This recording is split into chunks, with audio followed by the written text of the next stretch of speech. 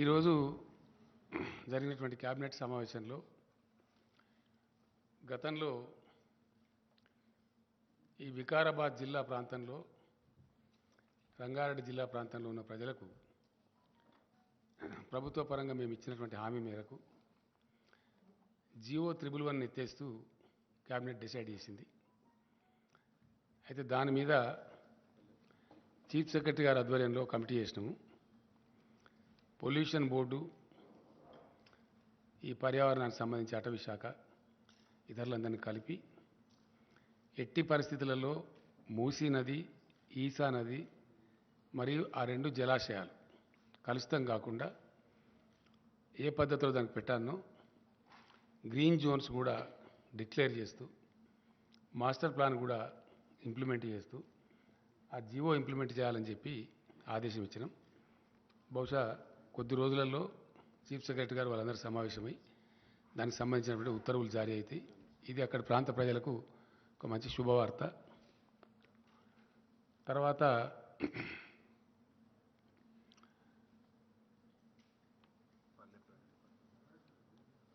మే 20 నుంచి జూన్ 5వ తేదీ వరకు పట్టణ ప్రగతి మరియు పల్లె ప్రగతి డ్రైవ్ మళ్ళా ఒకసారి చేపట్టి చాలా ఉధృతంగా వర్షాకాలానికి ముందు చేయాల్సిన అవసరం ఉంటుంది కాబట్టి పల్లె ప్రగతి పట్టణ ప్రగతి కూడా 20th May to June 5th అనేది అది కూడా ఈరోజు క్యాబినెట్ డిసైడ్ చేసింది. ఆ ప్రకారం దాన్ని ముందుకు పోవడం జరుగుతుంది. అట్లానే ఒక 6 ప్రైవేట్ యూనివర్సిటీలు హైదరాబాద్కు చాలా డిమాండ్ వస్తున్నది. దానికి సంబంధించి ఈరోజు ఇన్ ప్రిన్సిపల్ క్యాబినెట్ అప్రూవ్ చేసి వారికి అంటే ఒక అగ్రికల్చర్ యూనివర్సిటీ ఉంది, దాంట్లో పేర్లు ఐడియా ఉందా? నిక్మార్ ఉంది, ఇంకా చాలా ఉన్నాయి. అమిటీ ఉంది, CII confederation of Indian industry అని చెప్పి వాళ్ళు అది ఉంది, చాలా టాప్ ఇది ఉంది. గురునానక్ ఒకటి ఉంది, ఇంకోటి ఎంఎన్ఆర్ అని ఒకటి ఉంది. ఇవే కదా వచ్చినాయి కదా కరెక్ట్ పేర్లు? ఏమంటారు? Kaveri agriculture university. 5 ఏమో ఇవి. సంబంధిత మంత్రులే ఉత్తర్వులు జారీ చేయాలని చెప్పి కూడా క్యాబినెట్ అంటే వాళ్ళకుండే గైడ్ లైన్స్, విధి విధానాలు, వాళ్ళ అప్లికేషన్ ఫార్మాట్స్ అని కరెక్ట్గా చూసి ఏ పద్ధతిలో ఇవ్వనో ఆ పద్ధతిలో వాళ్ళకి ఇవ్వమని చెప్పి కాన్ఫెడరేషన్ ఆఫ్ ఇండియన్ ఇండస్ట్రీ అట్లనే పెడతారు వాళ్ళు. దాని సార్ అట్లాంటి కోర్సెస్ అంటే వాళ్ళు జిఎంఆర్తో ఏదో టైప్లో ఉన్నారు, అక్కడ ఏరో సిటీలో అక్కడనే పెడతారు అన్నట్టు. కావేరి అంటే 2-3 సీడ్ కంపెనీలు అంటున్నాయి. అవి గంగా కావేరి అని ఒకటి ఉంది, కావేరి అని ఒకటి ఉంది, వాళ్ళందరూ కలిసి అది పెట్టుకుంటారు. తర్వాత ఫార్మా యూనివర్సిటీ ఇమీడియట్గా ఫోర్స్లోకి తీసుకొని రావాలని, అది ప్రపంచంలోనే మొట్టమొదటిది కాబట్టి దానికి మొన్న ఇటీవల ఇండస్ట్రీస్ మినిస్టర్ తిరిగినప్పుడు కూడా అమెరికన్ కంపెనీస్ చాలా కూడా ముందుకు వచ్చినాయి దానిలో పార్ట్నర్షిప్ చేయడానికి, ఆ టెక్నికల్ నోహా అదంతా కూడా తీసుకోవడానికి చెప్పినాం. దేశంలోనే మొదటిసారిగా సివిల్ అవియేషన్ ప్రపంచవ్యాప్తంగా బాగా పెరుగుతూ ఉంది. ఇప్పుడు మన దగ్గర కూడా చాలా పెద్ద ఎత్తున పెరుగుతూ ఉంది. Now Hyderabad airport is the 4th largest airport in India. కోల్కతాను, మద్రాసును రెండింటిని, చెన్నైని రెండింటిని పక్కకు జరిపేసి number 1 is Delhi, number 2 is Mumbai, number 3 Bengaluru, number 4 Hyderabad. We're the 4th largest. భూభాగం దృష్ట్యా చూస్తే మనకు largest airport in India, larger than Delhi airport. ఢిల్లీది 5,000 ఎకరాలు ఉంది, మనదేమో 5,200 ఎకరాలు ఉంది శంషాబాద్ ఎయిర్పోర్ట్. సో వాళ్ళు చెప్పిన ప్రకారంగా సెకండ్ రన్వే గురించి కూడా ఇమీడియట్ స్టెప్స్ తీసుకోమని చెప్పి జిఎంఆర్కి చెప్పినాం. మనకి ఇప్పుడు ఎగ్జాక్ట్లీ టెర్మినల్ ఏదైతే ఉందో టెర్మినల్కి సదరన్ సైడ్లో ఒక రన్వే ఉంది, ఎగ్జాక్ట్లీ టెర్మినల్ మధ్యలోకి వచ్చి నార్త్ సైడ్ ఇంకో రన్వే వస్తుంది అనమాట. సో అది కూడా హైదరాబాద్ ఎయిర్పోర్ట్లో సెకండ్ రన్వే పనులు స్టార్ట్ అవుతాయి. ప్లస్ 4th లార్జెస్ట్ ఎయిర్పోర్ట్ కింద వచ్చినాం కాబట్టి సివిల్ అవియేషన్ కోర్సెస్లో సివిల్ ఏవియేషన్లో ప్రపంచవ్యాప్తంగా చాలా పెద్ద ఇండస్ట్రీ అవుతున్నది కాబట్టి దాన్ని బ్రహ్మాండంగా ముందుకు తీసుకుని పోమని చెప్పిన. ఇది పాతదే కదా శ్రీనివాస్ గౌడ్ గారు, ఓల్డ్ అది అయిపోయింది. తర్వాత ఇంకో మెయిన్ డిసిషన్ ఈ యూనివర్సిటీలలో నియామకాలు అన్నీ కలిపి దాదాపుగా ఒక 3,500 పైచీలకు ఉన్నట్టున్నాయి. ఇది ఎవరికి వాళ్ళే చేయడంలో అక్కడ కొన్ని రకాల ఇబ్బందులు, కొన్ని ఆరోపణలు అవన్నీ కూడా వస్తూ ఉన్నాయి. వేరే రాష్ట్రాలు పరిశీలించినప్పుడు ఒక కామన్ బోర్డు విద్యాశాఖ ఆధ్వర్యంలో పెట్టి రిక్రూట్మెంట్ చేసి ఏ యూనివర్సిటీలో టీచింగ్ నాన్ టీచింగ్ సిబ్బంది ఎంత అవసరమో తెప్పించుకొని ఆ ప్రకారం ఫుల్ఫిల్ చేస్తారు. పబ్లిక్ సర్వీస్ కమిషన్ ద్వారా కానీ ఇతర మెకానిజం కానీ ట్రాన్స్పరెంట్గా పారదర్శకంగా చేసి ఆ రిక్రూటెడ్ స్టాఫ్ను వాళ్ళకు అలాట్ చేసేస్తారు. ఆ రకంగా అది కూడా ఇబ్బంది లేకుండా జరిగిపోతుంది. దాని తదనంతరం సమైక్య రాష్ట్రంలో అత్యంత బాధాకరంగా నలిగిపోయి చితికిపోయినటువంటి రంగం మన వ్యవసాయ రంగం. పూర్తి స్థాయిలో మైనర్ ఇరిగేషన్ వ్యవస్థ అంతా ధ్వంసం చేయబడి ప్రాజెక్టులు దశాబ్దాల తరబడి పెండింగ్ పెట్టి తెలంగాణ కోసం చేపట్టబడిన అనేక ప్రాజెక్టులు అబాండన్ చేసి అనేక రకాలుగా విధ్వంసం చేయడం ద్వారా తెలంగాణ రైతాంగానికి అప్పుడు భూగర్భ జలాలే దిక్కైంది. కరువులు, కాటకాలు, అనేక ఇతరత్ర దీనివల్ల తెలంగాణ గ్రామీణ ముఖ చిత్రం మొత్తం చెల్లాచెదురైపోయి రైతుల ఆత్మహత్యలు కూడా చాలా భయంకరంగా జరిగినాయి. ఆకలి చావులు కూడా చాలా జరిగినాయి. సరే, అనేక దశాబ్దాల పోరాటం తర్వాత సాధించుకోబడ్డ తెలంగాణ రాష్ట్రంలో తెలంగాణ గ్రామీణ ఆర్థిక పరిపుష్టి కోసం చాలా పకడ్బందీ ప్రణాళికతోని టీఆర్ఎస్ ప్రభుత్వం అనేక కార్యక్రమాలు తీసుకున్నది. అందులో భాగంగా వ్యవసాయంలో అద్భుతమైన ఫలితాలు సాధించే దిశగా అనేక ఉద్దీపనలు ఆ రంగానికి ప్రభుత్వం సమకూర్చడం జరిగింది. ఆ ఉద్దీపనలలో భాగంగా గతంలో ఏంటంటే 2 సమస్యలు బాగా పట్టిపీడించేటి రైతాంగాన్ని. ఒకటి నీళ్ల సమస్య, ప్రాజెక్టులు కాకపోవడం, కాలువల ద్వారా నీళ్లు రాకపోవడం, కరువు కాటకాలు సంభవించడం ఒక భాగం.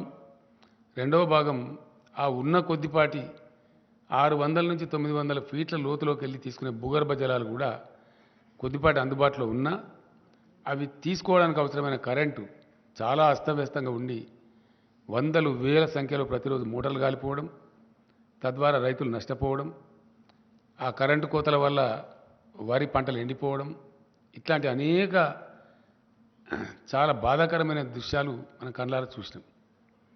చాలా పెద్ద, అసలు సమ్మర్ వచ్చిందంటేనే ఒక భయోత్పాతమైన పరిస్థితి.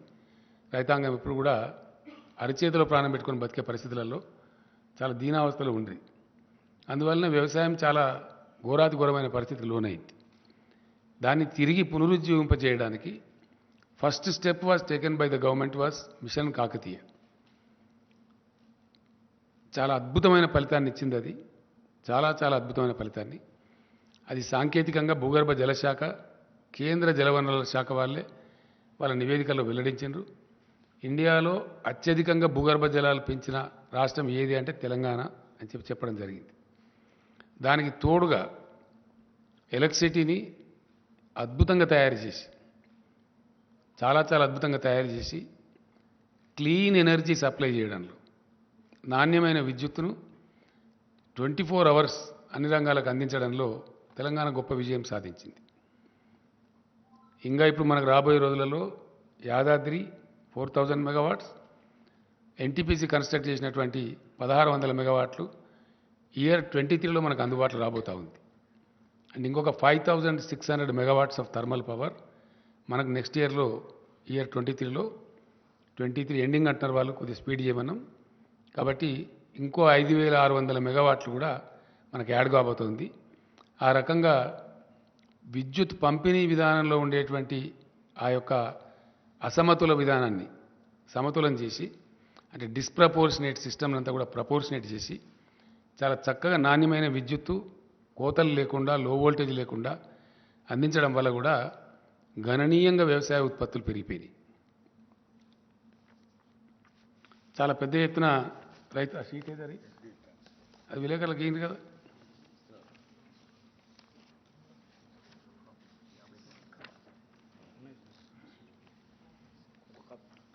కాపీ ఏదరా బాబు మీ దగ్గర పెట్టుకుంటే విలేకరులకు ఇవ్వాలి కానీ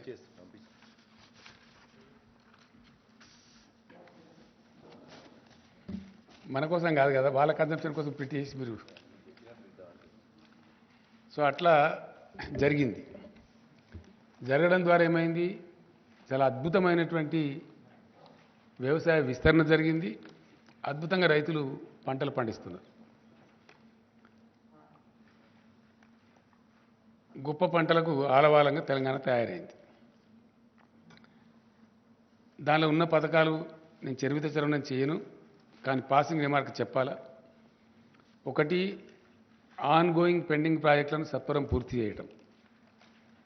2 మిషన్ కాకతీయ వార్పుడ్ బేసిస్లో ప్రపంచమే అబ్బురపడే విధంగా ఈవెన్ యుఎన్ఓ కూడా ప్రశంసలు వచ్చినాయి. ఆ రకంగా మిషన్ కాకతీయ కంప్లీట్ కావటం. 3 రీఇంజనీరింగ్ చేసి భారీ ప్రాజెక్టులకు శ్రీకారం చుట్టి అద్భుతంగా world's largest multi stage lift irrigation scheme Kaleshwaram record టైంలో కంప్లీట్ చేయటం. దాని ఫలితాలు కూడా అందుతూ ఉన్నాయి. వీటికి తోడుగా గత 3-4 సంవత్సరాలుగా భగవంతుని దయ వల్ల ప్రకృతి కరుణించి అద్భుతమైన వర్షపాతం కూడా దీనికి జోడైంది. దానికి తోడుగా కరెంటు అద్భుతంగా అన్ని సీజన్లలో ఏ మాత్రం వోల్టేజ్ ప్రాబ్లం లేకుండా సరఫరా కావడం కూడా చాలా ఇంపార్టెంట్ ఇన్పుట్ అయింది. వీటికి తోడు ప్రభుత్వం ఇచ్చిన ఉద్దీపనలు ఏవైతున్నాయో ఇండియాలో కాదు ప్రపంచంలో కూడా ఇక్కడ ఇవ్వరు. ఎకరానికి సంవత్సరానికి 10,000 రూపాయలు. No government gives in India and nowhere in the world 10,000 rupees per acre per annum రైతులకు ఇచ్చే ఒకే ఒక్క ప్లేస్ ఎంటైర్ భూగోళం మీద తెలంగాణ రాష్ట్రం. ఇండియాలో కాదు భూగోళం మీద డైరెక్ట్ బెనిఫిట్. ఏ మాత్రం దానిలో మధ్యలో దళారు లేకుండా పైరవీలు లేకుండా ఇవ్వటం. రైతులకు 24 గంటలు ఉచిత విద్యుత్ ఇవ్వడం. రైతులకు ఉచితంగానే నీటి సరఫరా చేయడం. గతంలో ఉన్న నీటి తీరువ బకాయిలు సుమారు 500 కోట్లు రద్దు చేయడం కాకుండా కొత్తగా ₹1 కూడా తీసుకోకుండా ప్రాజెక్టుల ద్వారా ఇది కూడా ఎక్కడ ఇయ్యరండి ఇండియాలో నోవేర్. మన చుట్టూ ఉండే 4 రాష్ట్రాలు కూడా ఏ రాష్ట్రంలో ఇవ్వరు, భారతదేశంలో ఇవ్వరు. ప్రధానమంత్రి గారి రాష్ట్రం గుజరాత్లో కూడా ఇవ్వరు. Nowhere in India. Only Telangana which supplies water, surface water కూడా వితౌట్ వాటర్ సెస్ ఇవ్వటం. తర్వాత రైతులు చనిపోతే వయసుతో నిమిత్తం లేకుండా చనిపోయిన కారణంతో నిమిత్తం లేకుండా వాళ్ళకు అద్భుతంగా ప్రభుత్వమే మొత్తం ప్రీమియంస్ చెల్లించి 8 రోజులు దాటకుండా వాళ్ళకు రైతు బీమా సౌకర్యం కల్పించడం. ఇట్లాంటి వాటి వల్ల చాలా అద్భుతంగా రైతులు పంటలు పండించారు. కరోనాకు సందర్భంలో చెలరేగినటువంటి ఆ మరణాలు భయోత్పాతం ఒకటే చోటకు రైతులంతా వచ్చి మార్కెట్లలో రోజుల తరబడి గంటల తరబడి ఉంటే వ్యాధి ప్రబలుతున్న ఉద్దేశంతో never before in the Indian history, ఇప్పుడు కూడా లేదు ఎప్పుడూ లేదు, నెవర్ అండ్ ఎవర్ 7,000 పైచిలకు కొనుగోలు కేంద్రాలు ఏ గ్రామానికి ఆ గ్రామంలో పెట్టి nowhere in India this is Telangana సైజుతో కంపేర్ చేస్తే చాలా ఎక్కువ. ఏ ఊరికి ఆ ఊర్లోనే కొనుగోలు కేంద్రాలు ప్రప్రథమంగా పెట్టి ఎంటైర్ అడ్మినిస్ట్రేషన్ గేరప్ చేసి ధాన్యం కొనుగోలు చేసి ఆ కొనుగోలు చేస్తే కూడా వారానికో 10 రోజులకో నెలకో అన్నట్టు కాకుండా జస్ట్ వితిన్ 3-4 డేస్ అది కూడా డైరెక్ట్గా బ్యాంక్ అకౌంట్లోకి రైతు అకౌంట్లోకి ఇక్కడి నుంచే డబ్బులు పంపించడం. మధ్యలో జిల్లా నుంచో మండలం నుంచో ఇంకో డిపార్ట్మెంట్ నుంచో కాకుండా finance department civil supplies corporation ద్వారా రూట్ చేసి డైరెక్ట్గా రాష్ట్ర ప్రభుత్వం వారి ఖాతాల్లో వేయడం చాలా చాలా చాలా సానుకూలమైనటువంటి ఒక పవనం వీచింది దాంతో. పంటలు పండడం కోసం ఇచ్చే డబ్బులు కానీ, కరెంటు కానీ, నీళ్లు కానీ, ఇతర ప్రోత్సాహాలు కానీ, కల్తీ లేని విత్తనాలు అందించే ప్రయత్నాలు కానీ, కల్తీ మీద first state in India to bring PD act కానీ, వీటన్నిటి వల్ల అద్భుతంగా వచ్చింది. దాంతోపాటు కొనుగోళ్ళు ఎక్కడికక్కడనే జరిగి 3వ రోజుకు 4వ రోజుకి వారి బ్యాంకులోకి క్లీన్గా డబ్బులు రావడం, అకౌంట్లో జమ కావడం ఎక్కడ ఉండదండి ఇండియా మొత్తంలో. ఏ స్టేట్లో కూడా ఉండదు, అసలే ఉండదు, ఉండదు కాక ఉండదు. ఆ విధంగా జరగడం వల్ల వీటన్నిటి సమాహారంగా రైతులు అద్భుతంగా ధాన్యం పండిస్తూ ఉన్నారు. అయితే ఇంకా చాలా ఉన్నాయి. వెరసి జరిగింది ఏంది? నెట్ రిజల్టు అంటే 1 కోటి ఎకరాల విస్తీర్ణం పెరిగింది రెండు పంటలు కలిపి. 1 కోటి పైచిలుకు 2014-15 to 2022 more than 1 crore acres. ఈ మల్టిపుల్ యాంగిల్స్లో ఈ పనులన్నీ జరిగేటప్పటికీ ఆలోచించిన పద్ధతిలో, ఆశించిన పద్ధతిలో అవన్నీ కరెక్ట్గా సింక్రనైజ్ కావటం మూలాన 1 కోటి ఎకరాలలో విస్తీర్ణం పెరిగింది. పెరిగి పంటలు చాలా బ్రహ్మాండంగా పండుతున్నాయి. అయితే పూర్తి స్థాయిలో రైతు వ్యతిరేకంగా పనిచేస్తున్నటువంటి ప్రభుత్వం కేంద్రంలో ఉండటం భారత రైతాంగం యొక్క దురదృష్టం పూర్తి స్థాయిలో. ఎందుకంటే 13 నెలల పాటు లక్షలాది మంది రైతులు దేశ రాజధానిలో ధర్నా కూర్చున్న పరిస్థితి మనం చూసినాం.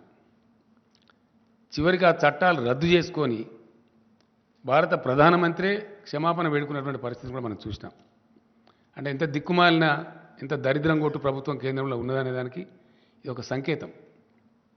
అది యథాతథంగా మీ అందరూ ప్రత్యక్ష సాక్షులు దానికి. దానిలో ఏం డంబాచారం కానీ, మిర్చి మసాలా వేసి నూరిన మాట కానీ ఏం లేదు. అది ఫ్యాక్ట్, హిస్టరీ. ఏది 13 నెలల పాటు నిరంతరంగా రైతులు ఉద్యమించటం దేశ రాజధానిలో, వాళ్ళని అనేక రకాలుగా తూలనాడి, వాళ్ళని ఖాళిస్తాన్ ఉగ్రవాదులని, ఇంకోటని ఆందోళన జీవులని అవమానపరిచి, ఇన్సల్ట్ చేసి ఫైనల్గా ప్రధానమంత్రి క్షమాపణ చెప్పి ఆ చట్టాలు వాపసు తీసుకున్న పరిస్థితులు మనం చూసినాం. అట్లానే ఈరోజు వ్యవసాయ రంగాన్ని మొత్తం కార్పొరేట్లకు అప్పగించాలని ఒక బలమైన కుట్ర కేంద్రం చేస్తూ ఉంది. అంటే రైతులు వాళ్ళ భూములన్నీ కార్పొరేట్ కంపెనీలకు అప్పగించాలి, దానిలోనే జీతకాలుగా పనిచేయాలి. ఇది అల్టిమేట్ కుట్ర. దాన్ని దృష్టిలో పెట్టుకొని వ్యవసాయ రంగాన్ని కుదేలు చేయాలని చెప్పి అనేక దుర్మార్గాలు చేస్తూ ఉన్నారు. మేము డిమాండ్ చేసినాం, గ్రామీణ ఉపాధి హామీ పథకాన్ని వ్యవసాయానికి అనుసంధానం చేయండి అంటే చెయ్యరు. ఆ కూలీలంతా వస్తారు, చౌకగా వస్తారు, రైతులకు లాభసాటిగా ఉంటుంది, ఏ ఊరికి ఆ ఊరిలో పని దొరుకుతుంది, ప్రతి ఊరిలో వ్యవసాయం ఉంటుంది కాబట్టి అంటే అది చెయ్యరు. 2 ఆ మేనిఫెస్టోలో పెడతారు కానీ అమలు చేయరు. వాళ్ళ ఎన్నికల హామీలో పెట్టినరు కానీ అమలు చేయరు. 2 ఎరువుల మీద ధరలు పెంచినారు. అలొకేషన్ మొన్న జరిగిన బడ్జెట్లో, లాస్ట్ టైం కూడా బడ్జెట్ సందర్భంగా నేను చెప్పిన, ఎరువుల మీద విపరీతంగా ధరలు పెంచినారు. 2 భూగర్భ జలాల మీద ఆధారపడి వ్యవసాయం చేసే రైతులకు వాళ్ళ బావుల కాడ మీటర్లు పెట్టాలి అనే దిక్కుమాలిన పనికిమాలిన విద్యుత్ సంస్కరణలు తెచ్చిండ్రు. దానికి ఇన్సెంటివ్స్ పెట్టి 0.5% FRBM లోన్ కూడా దానికి అనుసంధానం చేసి రాష్ట్రాలను నష్టానికి గురి చేస్తూ ఉన్నారు.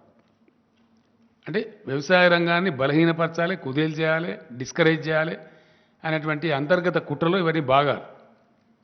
అట్లానే మార్కెట్లన్నీ లేకుండా చేస్తాం అని చట్టాలు తెచ్చిండ్రు. సరే, ఇప్పుడు తోక ముడిచిండ్రు. ఆ తర్వాత ఆ రోజు రైతులకు హామీ ఇచ్చిండ్రు, మేము MSP కోసం అది చేస్తాం, మరొకటి చేస్తాం, ఇంకొకటి చేస్తాం అని చెప్పి ఈరోజు వరకు అతి గతి లేదు. నిన్న మొన్న పార్లమెంట్ సెషన్ జరిగితే వాళ్ళకి అవసరమైన చట్టాలు పాస్ చేసుకున్నారు తప్ప ఆ రోజు రైతులకు ఇచ్చిన హామీ నిలబెట్టుకోలేదు. ఇలా దేశ రైతాంగం అంతా కూడా గమనిస్తూ ఉన్నారు. నిన్న నాతో పాటు ఢిల్లీలో ధర్నాలో పాల్గొన్న ఆ రాకేష్ టికాయత్ కూడా ఒక మహాసంగ్రామాన్ని మొదలుపెట్టబోతున్నాం మళ్ళీ భారతదేశంలో అని చెప్పి కూడా చెప్పడం జరిగింది. అది డెఫినెట్గా జరుగుతుంది కూడా. అదే పద్ధతిలో తెలంగాణ పండించినటువంటి ధాన్యం, వరి ధాన్యం విషయంలో చాలా చిక్కిరి బిక్కిరిగా వితండవాదం చేస్తూ పిచ్చి పిచ్చిగా తలా తోకలేని విధంగా కేంద్ర ప్రభుత్వం వ్యవహారం చేసింది. నేను స్వయంగా వెళ్ళినాను, మాట్లాడినాం. రాష్ట్ర మంత్రివర్గం యొక్క 5-6 సభ్యులు వెళ్ళినారు, వాళ్ళు మాట్లాడినారు, లెటర్స్ ఇచ్చినాం, అవన్నీ కూడా చేసినాం. ధాన్యం కొనమంటే దాన్ని కాలుకు పెడితే మెడకు పెట్టి కాలుకు పెట్టడమే కాకుండా అతను చాలా అవమానపరిచి రైతులను మాట్లాడినాడు, రాష్ట్రాన్ని మాట్లాడినాడు. 2 విషయాలు ఏంటంటే ఎంత చీప్గా, ఎంత తెలివి తక్కువగా ఆ మంత్రికి అసలు మెదడు, జ్ఞానం, బుద్ధి ఏమైనా ఉందా లేదా కూడా అర్థం కాదు. అతను నూకలు తినడం అలవాటు చేయండి మీ రాష్ట్రానికి. మంచి ఫైన్ రైస్ పండించి అద్భుతమైన పంటను దేశానికి అన్నం పెట్టే రైతాంగానికి వాళ్ళు వడ్లు పండించి మంచి బియ్యమే దేశానికి అన్నట్టు వాళ్ళు నూకలు తినన్నట్టు. ఎంత గర్వం అండి, ఎంత అహంకారం. దేశానికి అద్భుతమైన పంట పండించి అన్నం అందించేటువంటి తెలంగాణ ప్రజలను మీరు నూకలు తినడం అలవాటు చేయండి అని చెప్పడం. ఇంకోటి, నేను పోయినప్పుడు ఆయన అన్నాడు, క్యా చమత్కార్ కర్ దియా భాయ్ తెలంగాణ, క్యా చమత్కార్ హోగయా అని ఒకటి. రెండవది ఇంకోటి, అతి తెలివి తక్కువగా, అంటే వాళ్ళకి తెలివి తక్కువ ఉండి ఇతరులకు కూడా తెలివి తక్కువ ఉన్నది అనుకుంటారు అన్నట్టు. అది చరిత్ర ఇడ. Yes, definitely. ప్రాబ్లమ్ ఈజ్ వాళ్ళకున్న వీక్నెస్, వాళ్ళకున్న తెలివి తక్కువతనం, వాళ్ళ సోమరిపోతనము, వాళ్ళ పరిపాలన సామర్థ్యం లేని అవివేకము అందరికీ కూడా ఉన్నాయని అనుకుంటారు అన్నట్టు. వాళ్ళకి ఆ స్థాయి లేదు. ఇప్పుడు తెలంగాణకు ఉన్న స్థాయి కేంద్రానికి లేదు. లేక పర్ఫార్మ్ చేయలేక, చేతగాక, పరిపాలన చేతగాక వాళ్ళు సాధించలేని గమ్యాలు, లక్ష్యాలు తెలంగాణ సాధిస్తే దాన్ని జీర్ణించుకోలేక క్యా చమత్కారోగా. ఇప్పుడు మీకు ఇచ్చిన షీట్లో ఉన్నది చమత్కారం ఏందో,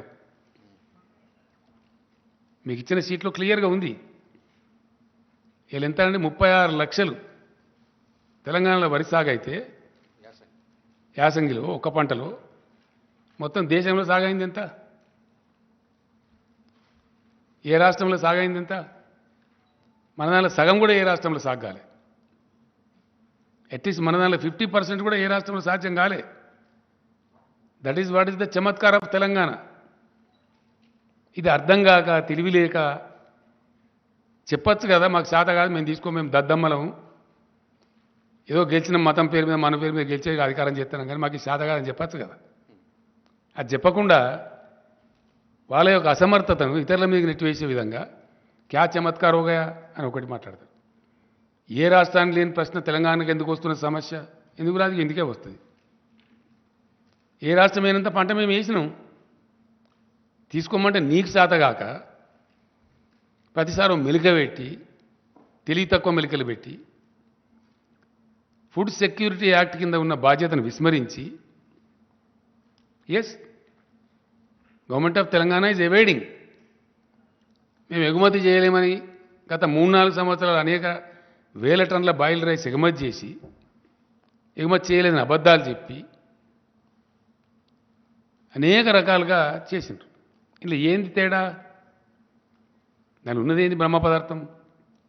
దాని పేద బ్రహ్మ పదార్థం ఏమైనా ఉందా? ఏమున్నది అందులో? నూకల శాతం ఎక్కువ అవుతుంది. యాసంగి వడ్లల్లో నూకల శాతం ఎక్కువ అవుతుంది. టెంపరేచర్స్ పెరుగుతాయి కాబట్టి, టెంపరేచర్ టైంలో పంట వస్తుంది కాబట్టి పెరుగుతుంది. పంటలు వచ్చేది మనకి ఏప్రిల్, మేలో. సాధారణంగా 35 degrees దాటిపోతుంది. 35 టచ్ అయినప్పుడు ఏంటంటే బ్రోకెన్ రైస్ ఎక్కువ వస్తుంది. ఆ పర్సెంటేజ్ తేడా ఇప్పుడు అంత కథ. ఏమైనా బ్రహ్మ పదార్థం ఏమి లేదు.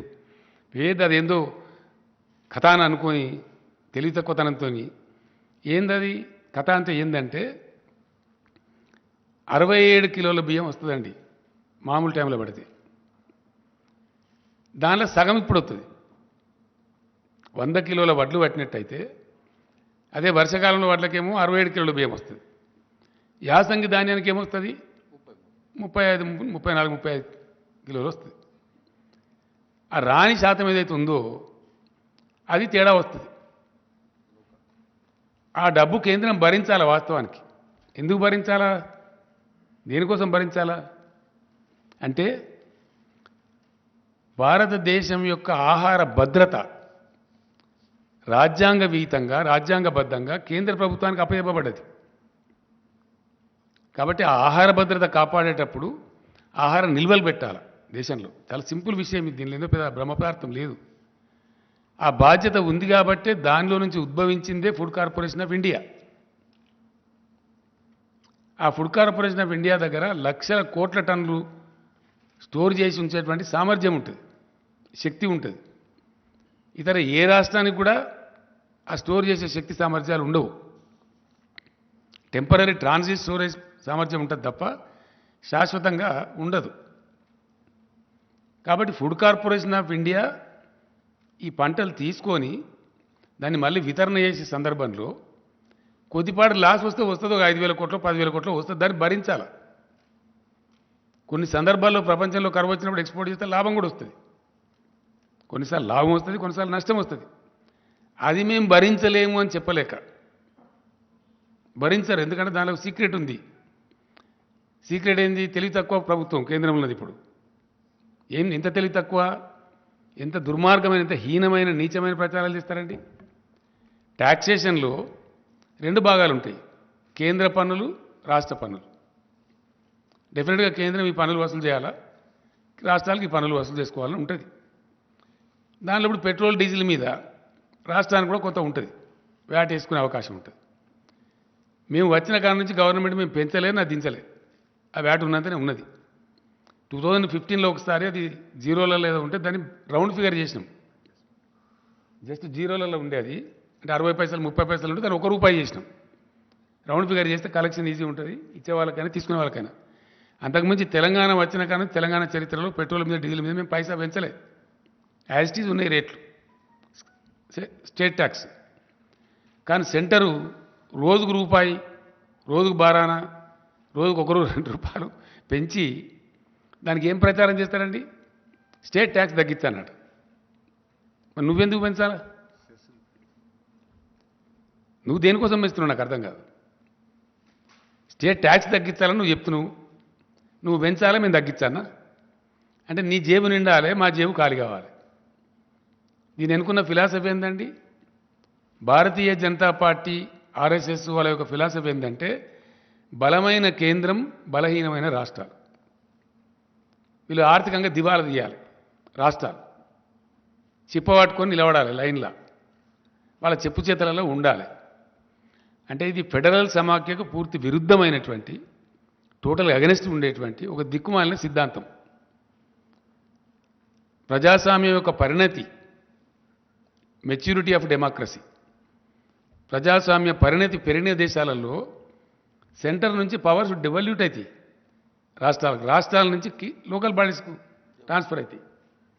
అది టైర్ విధానం. అధికారాలను రాష్ట్రాలకు ఇవ్వాల్సింది పోయి కాంకరెంట్ లిస్టు పేరు మీద మొత్తం రాష్ట్రాల అధికారాలు కబలిస్తూ బలమైన కేంద్రం, బలహీనమైన రాష్ట్రాలు అనే ఒక సిగ్గుమాలిన సిద్ధాంతం పట్టుకొని పనికిమాలిన యాంటీ ఫెడరల్ సిద్ధాంతం చుట్టూ వేలాడుతూ కొనసాగించే దుష్ప్రచారం ఏంది? స్టేట్ ట్యాక్స్ తగ్గించమనండి, పెట్రోల్ రేట్లు తగ్గుతాయి. మరి నువ్వెందుకు వేస్తున్నావు? ఒకవేళ భారత ప్రభుత్వం యొక్క నీతి సామాన్య ప్రజలకు తక్కువ ధరలకే పెట్రోల్ డీజిల్ అందించాలని అయితే పెంచద్దు కదా. నువ్వు పెంచి రాష్ట్రాన్ని తగ్గించమని ఎట్లా అంటావు? నీకు ఏ నోరుతోనంటావు? నీ నోరా మోరా? What it is? నువ్వు పెంచకుండా ఉండి నువ్వు తగ్గించమంటే నువ్వు గొప్ప నువ్వు అవుతావు. నేను పెంచుతా, నువ్వు తగ్గియాల. ఇది నీతా? ఇటువంటి సిద్ధాంతంతో ఫుడ్ సెక్యూరిటీ బాధ్యత మీ మీద ఉండంగా కూడా దాని నుంచి తప్పించుకుంటూ, దాని నుంచి పారిపోతూ, వెన్ను చూపుతూ చేసే అరాకిరి ఏందండి? కిరికిరేంది? ఏమవుతుంది ఇప్పుడు? ఏదైతే 30% నూకలు వస్తాయో, 32%, 67 అయితే సగం వస్తాయి కదా, దాని మీద వచ్చే నష్టం భరించాలి. ఆ గ్యాప్, దానికి ఇంత గగ్గోలు పెట్టి గందరగోళం ఎత్తి కేంద్ర మంత్రులు ఎల్లయ్య మల్లయ్య, వాడేవాడో చెప్ప, వీడేవాడో రాను. ఇదా? ఇది ఒక గింత పెద్ద దేశాన్ని పరిపాలించే ప్రభుత్వం యొక్క నీతి? భారత రైతుల ఏడలు అవలంబించాల్సిన పద్ధతి ఇది. దీనికోసం మోరిల్లాగా నోర్లు పెట్టుకొని పచ్చి అబద్ధాలు మాట్లాడుతున్నామని తెలిసి ఆత్మవంచన చేసుకొని ఇన్ని అరుపులు, పెడబొబ్బలు, ఇన్ని కథల? ఎస్, యాజ్ ఎ స్టేట్ నీ బాధ్యతను గుర్తు చేయడం మా కర్తవ్యం. It is the duty of the government of India to maintain the buffer stocks in the interest of the food security of the country, which you are forgetting, which you are escaping, which you are running away. అది గుర్తు చేయడానికి as a స్టేట్గా మేము గడబడి చేస్తాం కదా, demand చేస్తాం కదా, అడిగినాం. Final నిన్న ఢిల్లీలో పోయి కూడా ఎక్స్పోజ్ చేసినాం. భారత ప్రజల ముందు ఈ ప్రస్తుత భారత ప్రభుత్వాన్ని దోషిగా నిలబెట్టాలి. ఎస్, కాబట్టి ఆ ప్రయత్నం కోసం ఢిల్లీ పోయి కూడా నిన్న సఫిషియెంట్గా ఎక్స్పోజ్ చేసినాం 100%. అక్కడనే నేను నా ఉపన్యాసంలో కూడా చెప్పిన, నేను అడిగిన అక్కడ స్ట్రేట్గా सीरियस क्वेश्चन अड़िना నేను एक राज्य का छोटा सा डिफरेंस में दान खरीदने के लिए, तेलंगाना दान खरीदने के लिए क्या इतना बड़ा केंद्र सरकार के पास धन नहीं है या प्रधानमंत्री जी का मन नहीं है? ఏం లేదు, मन नहीं है. పెద్ద పెద్ద బడా బడా ఘరానా డకెయిట్ గాళ్ళు వేల కోట్లు ముంచుతారు ఒక్కొక్క బ్యాంకును. వాళ్ళని కాపాడుతుంది ప్రభుత్వం. నరేంద్ర మోడీ గారి ఘనత వహించిన ప్రభుత్వంలో అత్యధికంగా సాధించిన ప్రగతి ఏంటంటే బ్యాంకు దివాలాలు తీయించడం, వాళ్ళు సేఫ్గా పోయి లండన్లో ఉండడం. వాళ్ళని అరెస్ట్ చేయడానికి పోతే ఇదే కేంద్ర ప్రభుత్వం పెద్దలు ఫోన్లు చేసి వాళ్ళని వాపసు పిలిపియడం. అవన్నీ ఉన్నాయి, డాక్యుమెంట్స్ వచ్చినాయి, ప్రూఫ్స్ ఉన్నాయి. త్వరలోనే వీళ్ళ మొత్తం పాపాల పుట్ట బయట పెట్టబోతాం. ఎస్, ఏవైతే లండన్లో మంచిగా పిక్నిక్లు ఉన్నారో వీళ్ళ మిత్రులు, ఈ కార్పొరేట్ గద్దలు, వాళ్ళని అరెస్ట్ చేయడానికి సిబిఐ అధికారులు పోతే వాళ్ళని వాపసు పిలిపించారు. పిలిపించిన పేర్లు అవన్నీ ఉన్నాయి, త్వరలోనే బయట పెడతాం డాక్యుమెంట్స్, ఢిల్లీ రాజధానిలో పెడతాం. సో ఇవన్నీ చేసుకుంటూ వేల లక్షల కోట్ల రూపాయలు, ఎంతనండి ఇప్పటి వరకు 10.5 లక్షల కోట్ల రూపాయలు మాఫీలు చేశారు సావుకారులకు, సేట్లకు, బడా కంపెనీలకు, ఈ బ్యాంకుల మోసాలు చేసేటోళ్లకు. ఇప్పుడు తెలంగాణలో వచ్చే డిఫరెన్స్ ఏంది? ఒక 3,000 3,500 కోట్లు వస్తుంది యాసంగి ధాన్యం మొత్తం కొంటే, అంతేనా కమలాకర్? 3 నుంచి 3,500 కోట్లు వస్తుంది. ఒక 3,500 కోట్లు 60 లక్షల మంది రైతులకు సంబంధించి, ఒక రాష్ట్రానికి సంబంధించి భరించలేని కేంద్రం ఒకడే దొంగ 21,000 కోట్లు మోసం చేస్తాడు, ఒకడు 18,000 కోట్లు చేస్తాడు. వాళ్ళని మాత్రం ఏమన్నది నిక్షేపంగా ఉంటుంది. ఒక అదానీ గ్రూప్కి ఈ మధ్య 12,000 కోట్లు మాఫీ చేశారు. ఈ మధ్యన పేపర్లోనే వచ్చింది, మీరే రాసిన వార్తలు. అది శాతనవుతుంది కానీ ఈ రైతుల కోసం ఒక 1,500 2,000 కోట్లు 3,000 కోట్లు పెట్టుమంటే అది శాత కాదు. దానికి వీరంగాలెత్తుడు, అరుపులు, పెడబొబ్బలు, కుట్రలు, అరాకిరి మాటలు, పనికి మాలిన దిక్కుమాలిన ఆరోపణలు, క్యా చమత్కారోగానుడు, రీసైక్లింగ్ చేస్తున్నారు అనుడు. రీసైక్లింగ్ చేస్తుందా గవర్నమెంట్? ఎక్కడ చేస్తారా? సాధ్యమే పనేనా? మాకేం పని లేదా? ఓ కేంద్ర మంత్రి మాట్లాడతాడు ఈ మాట, ఇంత పెద్ద భారతదేశం యొక్క మంత్రి అంటే ఎంత నీచంగా, నికృష్టంగా రైతాంగం పట్ల, దేశ ప్రజల పట్ల ఎంత బాధ్యతారహితంగా కేంద్రం ఉన్నదనే దానికి ఇది ఒక సంకేతం. సో ఏ విధంగా ఉన్నది, ఎన్ని రకాలుగా ఉన్నది, ఎంత బహుముఖీనంగా ఉన్నది, వీళ్ళ యొక్క దుర్మార్గమైనటువంటి రైతు వ్యతిరేక విధానం అనేది ఎక్స్పోజ్ చేయాలని చెప్పి మేము సఫిషియెంట్గా చేసినాం. డెఫినెట్గా నిన్న ఢిల్లీలో నా స్పీచ్లో నేను చెప్పిన, మీరు ఇయ్యనంత మాత్రాన హమారే కిసానంకు హమ్ గంగామే నై డూబ్ దేంగే, మేము ఎట్లా కాపాడుకుంటాం, మీకు ఎట్లా తెలియలేదు, మేము కాపాడుకుంటాం, మాకు ఆ ధైర్యం ఉంది, అవసరం వస్తే ఒక పూట ఉపాసం ఇంకొక ఖర్చు తక్కువ చేసుకుంటాం అని కూడా చెప్పిన నేను. దాని ప్రకారంగానే ఈరోజు క్యాబినెట్లో సాకల్యంగా విషయాన్ని చర్చించినాం. రైతాంగానికి మేము చెప్పినాం ఏమని, వెయ్యకండి, దుర్మార్గమైన కేంద్రం ఉంది, చక్కదనం లేదు వీళ్ళది, వీళ్ళ వ్యవహారం సరిగా లేదు, కేంద్రంలో ఒక విధవ పనికిమాలిన గవర్నమెంట్ ఉంది, కాబట్టి మీరు ఇతర పంటలు వేసుకోండి అని చెప్పినాం. చెప్తే పాపం చాలా వరకు 20 లక్షల వ్యవసాయం తగ్గిపోయిందండి. ఆల్మోస్ట్ 55 lakhs to 30 lakhsకి వచ్చింది. అంటే 36 ఉంది, దానిలో ఒక 3 లక్షలు సీడ్కి పోతుంది, ఒక దాదాపు 2-2.5 లక్షలు రైతులు తినడానికి ఉంచుకుంటారు సాధారణంగా. అంటే సరాసరి ఒక 20 లక్షల ఎకరాలలో వరి పంట తగ్గేయగలిగినాం మేము ఎఫర్ట్ చేసి. ఆ టైంలో ఇక్కడ ఉండబడే బీజేపీ మేము కొంటాము, మీరు ఎంత నెయ్యండి, కేంద్రమే ఉంటుంది అని వీరంగాలు ఎత్తి ఓ దుర్మార్గమైన దుష్ప్రచారం చేశారు. కొంతమంది పాపం ప్రత్యామ్నాయం లేక 100 రూపాయల నుండి వాళ్ళు వేసుకున్నారు, వెరసి మొత్తం మీద పంట వేసుకున్నారు. వేసినారు కాబట్టి ఇప్పుడు ఈ కేంద్రము ఈ చిన్నపాటి డిఫరెన్స్ మేము భరించము, మా వల్ల కాదని చేతులు ఎత్తేసారు. మేము చివరి దాకా ప్రయత్నం చేసినాం. ఇప్పుడు పంటలు వచ్చేస్తున్నాయి, ఆల్మోస్ట్ ఫుల్ స్పీడ్లో కోతలు స్టార్ట్ అయిపోయినాయి ముమ్మరంగా. కాబట్టి తెలంగాణ రైతాంగాన్ని ఫ్రీ సబ్సిడీ కోసం మేము ఇచ్చే ఖర్చు 12,000 కోట్లండి ఎలక్ట్రిసిటీ బోర్డుకు. రైతు బంధు కోసం రాష్ట్ర ప్రభుత్వం చేసే ఖర్చు 15,000 కోట్లు. రైతు బీమా కోసం మేము పెట్టే ఖర్చు 1,600 కోట్లు. నీటి తీర్వాలు గిటి తీర్వాలు తీసుకోకుండా ఫ్రీ వాటర్ సప్లై చేస్తాం, తద్వారా కొంత నష్టం వస్తుంది. ఇన్ని రకాలుగా రైతాంగాని కోసం ఖర్చు చేసి తెలంగాణ గ్రామసీమలలో ఆనందం రావాలి, రైతు బాగుంటే ఆయన చుట్టూండే పనిముట్లు చేతి వృత్తుల వాళ్ళు కూడా బాగుంటారు, కుల వృత్తుల వాళ్ళు బాగుంటారు, గ్రామంలో ఒక సంతోషకరమైన వాతావరణం వస్తుంది చేసిన ప్రయత్నాన్ని ఈ శిలరమల్లర కేంద్ర ప్రభుత్వం తినాకరిస్తే మేము మా రైతాంగాన్ని చిలగొట్టుకోదలుచుకోలేదు. డెఫినెట్గా ఈ యాసంగి వడ్లను ఒక గింజ కూడా లేకుండా రాష్ట్ర ప్రభుత్వమే కొనుగోలు చేయాలని చెప్పి cabinet has taken a decision. దానికి ఆ వచ్చే వ్యత్యాసం ఎంత, ఆ వ్యత్యాసానికి మేము భరించాల్సింది ఎంత అనే దానికి ఒక 4 ఎక్స్పర్ట్స్ దాంతో చీఫ్ సెక్రటరీ ఆధ్వర్యంలో ఒక కమిటీ వేసినాం. ఆ కమిటీలో చీఫ్ సెక్రటరీ గారు, ఫైనాన్స్ సెక్రటరీ గారు, అగ్రికల్చర్ సెక్రటరీ గారు, ఇరిగేషన్ సెక్రటరీ గారు. ఇరిగేషన్ సెక్రటరీ గారు గతంలో సివిల్ సప్లైస్ కమిషనర్ కూడా పనిచేసిండు, ఆయనకు అనుభవం ఉంది. ఈ 4 కలిపి మేము కమిటీ వేసినాం. తక్కువ నష్టంతో ఈ ధాన్యం కొనాలి, డిస్పోజ్ కావాలి.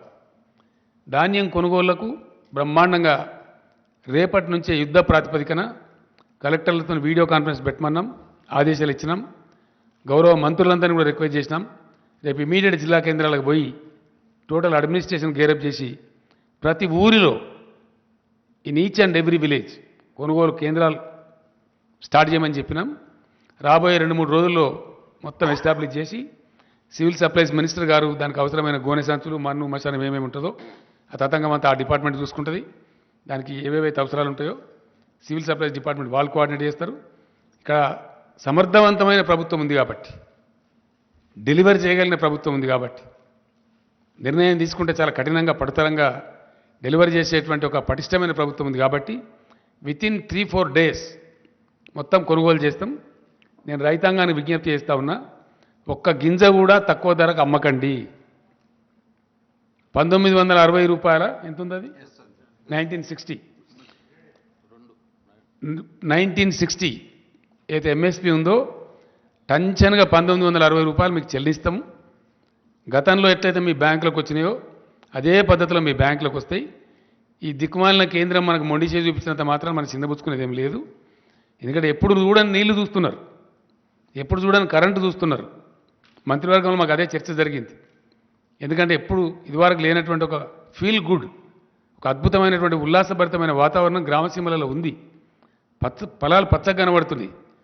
పల్లె పల్లెలో పల్లేరులు మొలిసే పాలమూరులో అనే కాడ పల్లె పల్లెలో పంటలు పండే పాలమూరు కాడ అని చెప్పి ఇప్పుడు ప్రజలు పాడుకుంటున్నారు. ఎస్, అదే కవి చెప్పిండు నాకు. పీరీల పండుగ అప్పుడు గోరేటెంకన్న గారు వాళ్ళ ఊరిలో ఉండే, నేను తెల్లారి రమ్మని చెప్తే వచ్చిండు ఆయన. ఎక్కడికి పోయిందంటే అక్కడ పోయినా, మా ఊరికే పోయినా. ఇంతకుముందు ఎడారిలాగా ఉండేసారి ఇప్పుడు కోనసీమలాగా ఉందని చెప్పిండు ఆయన. అంత అద్భుతంగా పంటలు పండుతున్నాయి కాబట్టి ఆ వాతావరణం డిస్టర్బ్ చేయొద్దు, మళ్ళీ మన గ్రామసీమలలో వెలితి తేవద్దు. సరే, మనకు 2,000-3,000 కోట్లు 4,000 కోట్ల ఖర్చు అయినా మంచిదే, రైతాంగాన్ని చిన్నబుచ్చొద్దని చెప్పి ప్యూర్లీ రైతుల యొక్క ఇంట్రెస్ట్లో ఈ కొనుగోలు చేయాలని నిర్ణయించినాం. కాబట్టి రైతులు ఎవ్వరు కూడా ధాన్యం తక్కువ ధరకు అమ్మకండి, నో డిస్ట్రెస్ సేల్. ప్రతి గింజ ప్రభుత్వం కొంటుంది, ఒకరోజు వెనకనో ముందో. కాబట్టి దాన్ని చేయాలని చెప్పి కోరుతున్నాను నేను. మీరు తక్కువ ధరకు అమ్ముకోవద్దు. దాని తర్వాత రెండవ విషయం ఏంటంటే, తెలంగాణ రాష్ట్రం తరఫున నేను మొన్ననే చెప్పిన, తప్పకుండా నిన్న మొన్న నాకుండే చిన్న ఆరోగ్య సమస్య వల్ల ఢిల్లీలో దాదాపు 8 రోజులు గడిపిన నేను. చాలామంది మిత్రులు కలిసిండ్రు, చాలామంది ఎకానమిస్టులు కలిసిండ్రు, రాజకీయ నాయకులు కూడా కలిసిండ్రు, కొందరు ఫోన్లో మాట్లాడింది, కొందరు కలిసిండ్రు, రకరకాలు జరిగింది. భారత మేధోవర్గం మొత్తం ఆలోచిస్తూ ఉంది. అలా భారతదేశాన్ని ఇప్పుడున్న ప్రభుత్వం, అధికార పార్టీ బీజేపీ ఒక దుర్మార్గమైనటువంటి, అనారోగ్యకరమైనటువంటి, అనాలోచితమైన విధానంలో వాళ్ళ సంకుచిత రాజకీయాల కోసం మతోన్మాదాన్ని పెట్టరేగేటువంటి ప్రయత్నం చేస్తూ ఉన్నారు. అన్ని రకాలుగా దేశాన్ని దెబ్బతీసిండ్రు.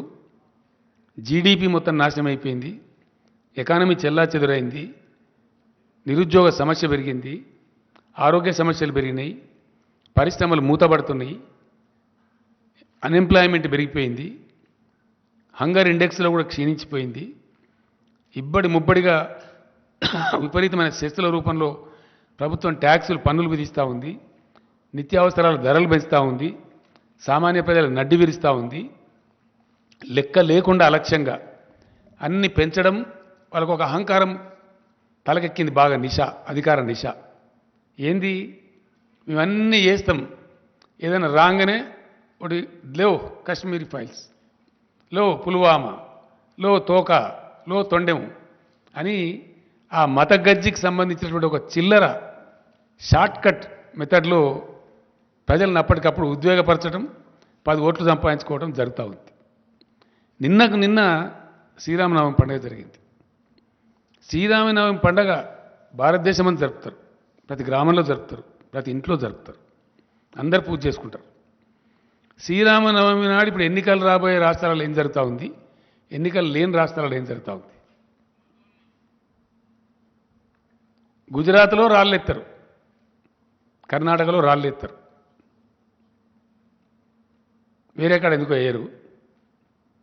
ఎక్కడ ఎన్నికలుంటే అక్కడ డ్రామా స్టార్ట్, రాళ్ళేసుడు, ఉద్రిక్తతలు సృష్టించుడు, ఆ ఉద్వేగంలో నుంచి వచ్చేదాన్ని పొలిటికల్ క్యాపిటలైజ్ చేసుడు అనేటువంటి ఒక చిన్న ట్రిక్ పెట్టుకొని దీని ముందర ఏదున్నా సరే సమయానికి అన్ని చెల్లాచెదురైతే అనేటువంటి ఒక దిక్కుమాలిన ఆలోచనతో మొత్తం దేశాన్ని సర్వభ్రష్టం చేసే పరిస్థితి పోతూ ఉన్నారు. చాలా బాధాకరం అండి, చాలా అంటే చాలా. అద్భుతమైనటువంటి నగరం మన బెంగళూరు నగరం. అనేక ప్రభుత్వాల యొక్క కృషి ఫలితంగా అది సిలికాన్ వ్యాలీ ఆఫ్ ఇండియా అయింది. 30 లక్షల మందికి డైరెక్ట్గా ప్రత్యక్షంగా ఐటీ ఉద్యోగాలు దొరుకుతాయి. మరో 30 లక్షల మందికి ఆల్మోస్ట్ ఇండైరెక్ట్ ఉద్యోగాలు దొరుకుతాయి. అంత అద్భుతమైనటువంటి రాష్ట్రంలో చాలా అయిందా time, just 2 minutes, 5 to 7, yeah. ఆ రకంగా ఉన్నటువంటి రాష్ట్రంలో 6 రకాల నిషేధాలు ప్రభుత్వం ఉత్తర్వులు ఇస్తాయండి. హిజాబు నిషేధము, హలాల్ మాంసం నిషేధము, ముస్లింలు నడిపే వాహనాలు ఎక్కద్దు, ముస్లింల షాపులలో ఖరీదు చేయొద్దు, ఇంకేదో దిక్కుమాలి అన్ని పనికిమాలి. దీని బ్యాక్లాష్ ఏముంటుందండి? మొన్న కువైట్ దేశంలో 11 మంది పార్లమెంట్ సభ్యులు ఆ ప్రభుత్వానికి రాసిండ్రు, కిక్అవుట్. అక్కడ ఆ దేశంలో వ్యవహారం బాగాలేదు, వాళ్ళు మన దగ్గర ఉంటే కూడా దుర్మార్గంగా ఉంటుంది, వీళ్ళని ఎలగొట్టండి అని చెప్పి మాట్లాడుతున్నారు. అట్లా దాదాపు దేశం నుంచి 13 కోట్ల మంది ప్రజలు వివిధ దేశాలలో బ్రతుకుతున్నారు. అనేక ఉద్యోగాలు, చిన్న చిన్న వ్యాపారాలు ఏదో చేసుకొని బ్రతుకుతున్నారు. ఒకవేళ ప్రపంచం వాళ్ళందరినీ తరిమేస్తే ఈ భారతీయ జనతా పార్టీ వాళ్ళని పోషిస్తుందా? వాళ్ళకి ఇండియాలో ఉద్యోగాలు ఇస్తారా? ఏం జరగబోతుంది? ఉన్న పరిశ్రమలు మూతపడితే ఇలా పరిశ్రమలో పనిచేసే కార్మికుల గతి ఏం కావాలా? ఉన్న ఐటీ పరిశ్రమ బిస్తర్ కడితే ఐటీ ఉద్యోగుల గతి ఏం కావాలా? పెట్టుబడిదారులు విముఖత చూపితే, పెట్టుబడుల వెలువ రాకపోతే, కొత్త ఉద్యోగాల కల్పన జరగకపోతే ఈ నిరుద్యోగ యువత యొక్క ఆశలను నెట్టిపోవాలా? దేశం చిన్నాభిన్నమైతే మళ్ళీ సంభాళించుకోవడానికి కనీసం 100 సంవత్సరాలు పడుతుందండి. ఈ చిన్న మతపిచ్చితోని, చిన్న ఉద్వేగాలతోని, అప్పటికప్పుడు కలిగే తాత్కాలిక రాక్షస ఆనందంతో దేశం కోల్పోయేది చాలా ఎక్కువ. దేశం అతి భారీ మూల్యం చెల్లించక తప్పదు. ఎస్, ఇది చరిత్ర చెప్పిన సాక్ష్యం. ఎన్నో ఘటనలు ఉన్నాయి. కాబట్టి ఈ ఉన్మాదుల చేతిలో పడి దేశ యువత, దేశ మేధావులు కొట్టుకొని పోతే 100 సంవత్సరాలు భారతదేశం వెనుకపోతుంది. 100 సంవత్సరాలు, ఒక century. Country is going to lose a century which is disastrous, which is unwanted, undesirable. కాబట్టి దేశ ప్రజలు, ఈ ఉన్మాదులు, ఈ దుర్మార్గులు చేసేటువంటి ఈ కుటిలమైనటువంటి, కుచితమైనటువంటి విషయాలు వాళ్ళు గ్రహించి తప్పకుండా తమను తాము రక్షించుకునే దిశగా భారతదేశం కదలాలి. ఇది బుద్ధిజీవుల దేశం. డెఫినెట్లీ నేను బలంగా నమ్ముతాను, ఇండియా రియాక్ట్స్. ఇండియా బుద్ధు దేశం కాదు, బుద్ధిజీవుల దేశం. యాజ్ అండ్ వెన్ గివెన్ తప్పకుండా భారత ప్రజ తిప్పి కొడుతుంది, గిల్లి పడేస్తుంది. ఇంక మేమేదో ఇవాళ ఉన్నామని అహంకారపూరిత మాటలు మాట్లాడి రాష్ట్రాల నుంచి వచ్చే మంత్రులను, రాష్ట్ర ప్రభుత్వాలను అరాకిరిగా మాట్లాడి, ఇష్టం వచ్చిన కథలు మాట్లాడి మేము నడిపించగలుగుతాం అనుకుంటే హిట్లర్లు, ముస్సోలినీలు, నెపోలియన్లే పోయిన చరిత్రలో. అంతకన్నా గొప్పలు కాదు వీళ్ళు. అందుకు సంబంధించి తప్పకుండా తెలంగాణ రాష్ట్రం నుంచి భారతదేశాన్ని చైతన్యపరచడంలో, దక్షిణ భారతదేశాన్ని చైతన్యపరచడంలో ఏదైతే నేను ప్రముఖ పాత్ర వహిస్తాను చెప్పినో తప్పకుండా ఆ పోరాటాన్ని బాగా ఇంటెన్సిఫై చేస్తాం. ఎస్, నేను నాకు రైతు నాయకులు కూడా ఇక్కడ కలిసినరు, మాట్లాడినరు. భారతదేశానికి ఇవాళ భారతదేశ రైతులు ఇప్పటికే సతమతమవుతా ఉన్నారు ఒక పర్ఫెక్ట్ పాలసీ లేక. ఆ రైతాంగానికి దిక్కు దివాణం లేకుండా అయిపోయింది. వాళ్ళని బికారులుగా చూస్తూ ఉంది ఈ ప్రభుత్వం, గతి లేని వాళ్ళుగా చూస్తూ ఉంది. ఏం చేస్తారు మమ్మల్ని అని అనుకుంటా ఉంది. ఏం చేసినారు? మీ మెడలే వంచి ప్రధానమంత్రితోనే క్షమాపణ చెప్పించారు. అది మర్చిపోవద్దు, జాగ్రత్త. ఇండియా రాజ్యాంగపరమైన రక్షణలు ఇస్తూ, మినిమం సపోర్ట్ ప్రైజ్కు రాజ్యాంగ రక్షణ ఇస్తూ, రైతుకు ఇంటిగ్రేటెడ్ న్యూ అగ్రికల్చర్ పాలసీ రావాలి ఈ భారతదేశంలో.